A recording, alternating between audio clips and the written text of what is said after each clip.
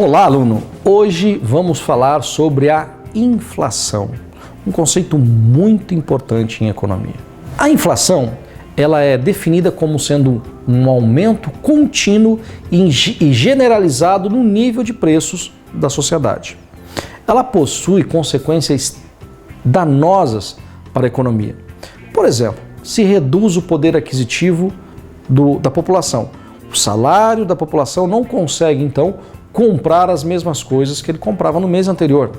Ela vai promover sérias distorções no mercado de crédito.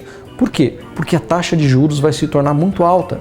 Ela é desestimulante para quem vai fazer investimentos na produção, porque é mais vantajoso deixar o seu dinheiro aplicado em operações financeiras do que empreender, do que produzir.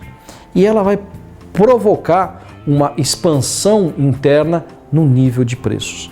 A inflação, ela corrói, ela é um câncer que corrói a economia. Nós temos 4 tipos clássicos de inflação.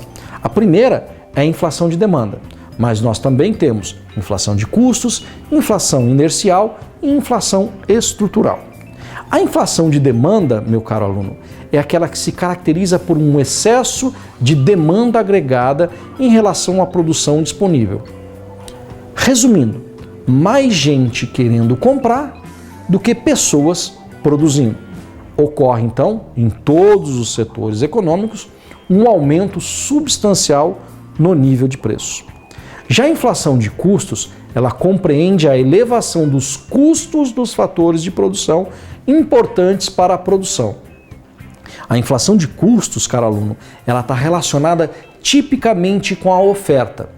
O nível de demanda é constante, porém os custos de produção de quem oferta aumentam. Um período muito clássico na história foi a crise do petróleo na década de 70.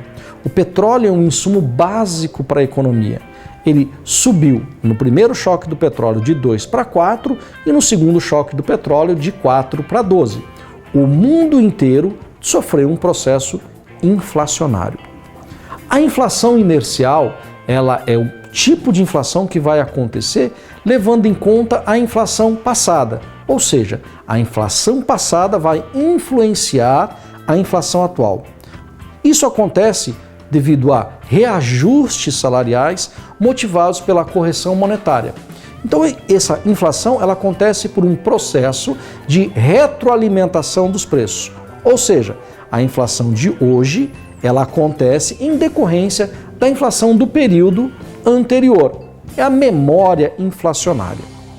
E a inflação estrutural acontece porque ocorrem variações de preços ocasionados devido a problemas estruturais. Por exemplo, deficiência em porto, em aeroporto, estradas ruins. Isso vai impactar de forma muito forte os preços e vai ocorrer um aumento generalizado no nível de preços. A inflação, então, como consequência, ela vai ter um efeito muito danoso para a economia. Por quê? Porque, primeiro, ela vai diminuir o poder aquisitivo do seu salário. Ela vai distorcer o mercado de crédito. O juro vai ficar muito alto. Ocorrerão desvios no capital produtivo. Aquele capital que está disponível para a produção, ele vai para a especulação financeira. E vai ocorrer uma expansão interna nos níveis de preços. Como indicadores de inflação, nós temos uma série de índices que vão servir para mensurar essa inflação. Nós temos o Índice de Preços do Consumidor, o IPCA, que é calculado pelo IBGE. Nós temos o Índice de Preços Gerais, que é o IGPM, que é calculado pela Fundação Getúlio Vargas.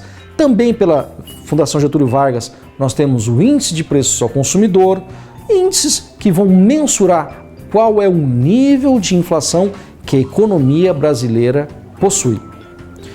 A inflação, num período recente, ela foi combatida pelo Plano Real.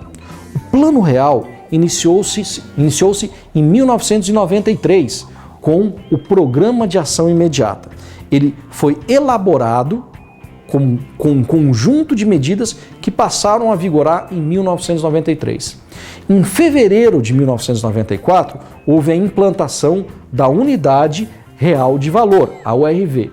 E em julho de 1994, ocorreu uma mudança em todo o país da moeda vigente. O real começou a ser utilizado como moeda. O Plano Real ele é dividido em algumas fases. A fase inicial buscou-se o equilíbrio nas contas públicas, ou seja, gastar somente aquilo que se arrecada. Se possível, gerar superávit de arrecadação. Ocorreu a fase de criação da URV, da Unidade Referencial de Valor. O lançamento do padrão monetário, que é a nova moeda, o real, e as ferramentas macroeconômicas utilizadas dentro do Plano Real foram, primeiro, desindexar a economia. Não tem mais índice para indexar o salário do trabalhador. Privatização. As empresas estatais que eram deficitárias foram repassadas, vendidas para a iniciativa privada. Busca do equilíbrio fiscal. Gastar somente aquilo que arrecada. Abertura econômica, ou seja, o Brasil abriu as suas fronteiras econômicas para a entrada de produtos importados, por meio de contingenciamento e políticas monetárias restritivas, ou seja, alta taxa de juros, pouca moeda em circulação. O Plano Real ele conseguiu controlar a inflação por um período muito grande da economia. Tem um falecido jornalista que, no início do Plano Real, ele cunhou essa frase: aqui jaz a moeda que acumulou, entre julho de 1965 a junho de 1994, uma inflação de 1,1 quatrilhão%.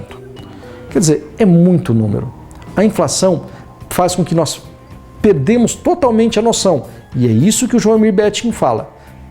Perdemos a noção disso porque realizamos 4 reformas monetárias no período e cada delas deletamos 3 zeros da moeda nacional. Um descarte de 12 zeros no período. Esse caso é único e o mais próximo que nós temos disso foi a hiperinflação alemã de 1920. A inflação ela é extremamente danosa para a sua empresa, para o seu salário, para a sua família e para a sociedade, e ela deve ser combatida pelo governo. Gostou? Quer saber mais? Leia o nosso material, faça nossos exercícios. EAD Univel, sempre perto de você.